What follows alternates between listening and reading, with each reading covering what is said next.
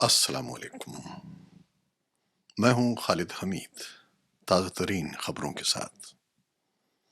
ناظرین، voice of America کی اچانک بندش کے باعث ہمارا آپ کا رابطہ منقطع ہو گیا، خبروں کا سلسلہ منقطع ہو گیا، اور طویل عرصے کے بعد آج ہم ایک بار پھر آپ کی خدمت میں حاضر ہیں۔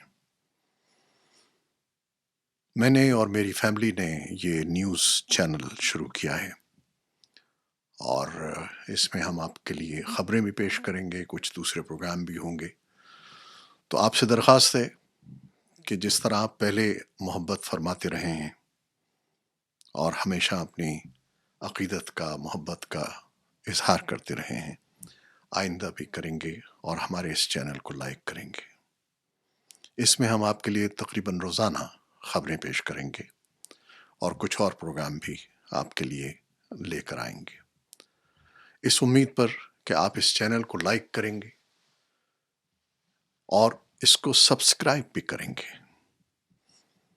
کیونکہ جب آپ سبسکرائب کریں گے تو پھر ہمارا آپ کا رابطہ مضبوط ہو جائے گا۔ نہ صرف خود دیکھیے بلکہ اپنے دوستوں کو بھی بتائیے۔ ہم فیس بک پر اور دوسرے سوشل میڈیا پلیٹ فارمز پر بھی اس بلیٹن کو پیش کریں گے، لیکن سب سے اہم یوٹیوب ہے، جس میں آپ کو سبسکرائب کرنا ہے، اور اس سے ہماری مدد ہوگی اور ہمارے ہاتھ مضبوط ہوں گے اور ہم زیادہ زیادہ آپ کے لیے پروگرام پیش کر سکیں گے۔ تو ہماری آپ کی یہ جو محبت ہے وہ انشاءاللہ جاری رہے گی، اور یہ رابطہ اب انشاءاللہ بحال رہے گا۔ تو اب خبروں کا آغاز کرتے ہیں۔ آج کی تازہ ترین خبریں۔ اسرائیل کی فضائی کارروائی میں غزہ میں 10 عام شہری مارے گئے ہیں، جن میں 6 بچے شامل ہیں۔ اسرائیلی فوج نے اس واقعے کو تکنیکی غلطی قرار دیا ہے۔ علاقے میں کشیدگی میں اضافہ دیکھا جا رہا ہے۔ ادھر شام کے شہر سویدہ میں دروزی ملیشیا اور بدو قبائل کے درمیان جھڑپوں میں 30 سے زائد افراد ہلاک ہو گئے ہیں۔ فرقہ وارانہ کشیدگی ایک بار پھر سر اٹھا رہی ہے، اور صدر ڈونلڈ ٹرمپ نے یوکرین کو مزید پیٹریاٹ ایئر ڈیفنس سسٹم فراہم کرنے کا اعلان کیا ہے۔ یہ اعلان نیٹو کے سیکرٹری جنرل مارک روٹے کے دورہ واشنگٹن کے موقع پر کیا گیا، جس سے امریکہ کی یوکرین کے لیے حمایت میں ایک نیا موڑ آیا ہے۔ صدر ٹرمپ نے یورپی یونین اور میکسیکو سے درآمدات پر 30% نیا ٹیرف عائد کرنے کا اعلان کیا ہے، جو 1 اگست سے نافذ ہوگا۔ اس فیصلے کے بعد یورپی اسٹاک مارکیٹس میں شدید گراوٹ دیکھنے میں آئی ہے۔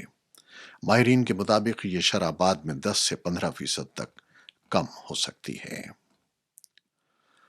فرانس کے صدر ایمانوئل میکرون نے اعلان کیا ہے کہ سن 2027 تک فرانس کا دفاعی بجٹ دگنا کر دیا جائے گا۔ یہ فیصلہ نیٹو کے اہداف کے مطابق کیا گیا ہے، اور آج بیسٹل ڈے یوم انقلاب پر اس کی توثیق متوقع ہے۔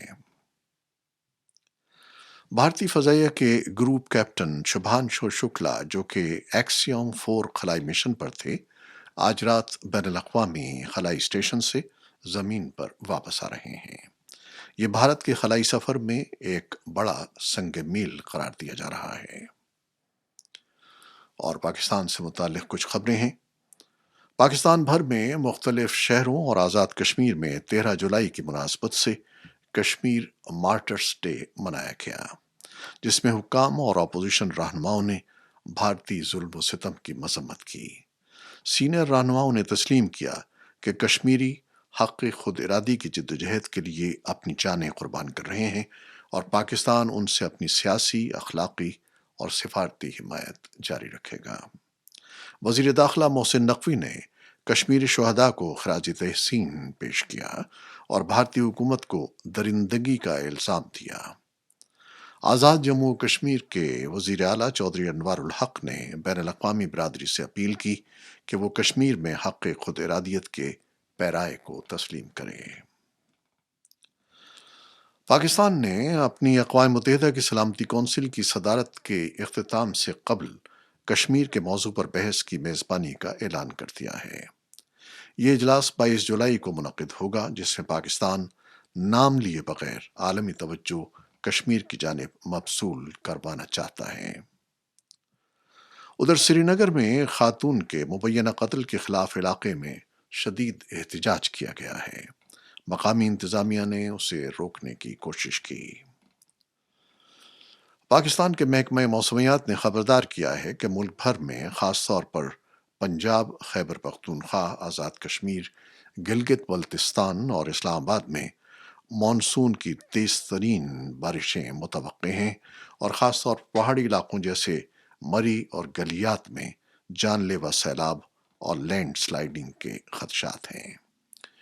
جون کے بعد سے جاری مانسون کی تیسری لہر میں کم از کم 105 افراد ہلاک ہو چکے ہیں، 211 زخمی ہوئے ہیں، اور ڈیزاسٹر مینجمنٹ حکام نے بچاؤ اقدامات اور حکومتی ہنگامی رد عمل کی تیاری کا آغاز کر دیا ہے۔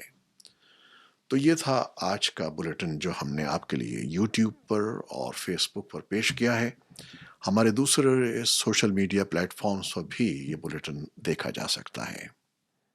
ایک بار پھر آپ سے درخواست ہے کہ یوٹیوب میں اسے سبسکرائب کیجیے گا، اپنی پسند کا اظہار کیجیے گا، اور جس طرح آپ پہلے بھی کمنٹس میں اپنی محبتوں کا اظہار کرتے رہے ہیں، اس میں اپنی محبت کا ضرور انتظار کیجیے گا، اور اس بلیٹن کو ہمیشہ دیکھتے رہیے گا، چینل کو دیکھتے رہیے گا، چینل کو پسند کیجیے گا۔ یہی ہمارا رابطہ ہے، یہی ہماری ایک دوسرے سے محبت ہے، جو انشاءاللہ جاری رہنی چاہیے۔ بہت شکریہ۔ اللہ حافظ۔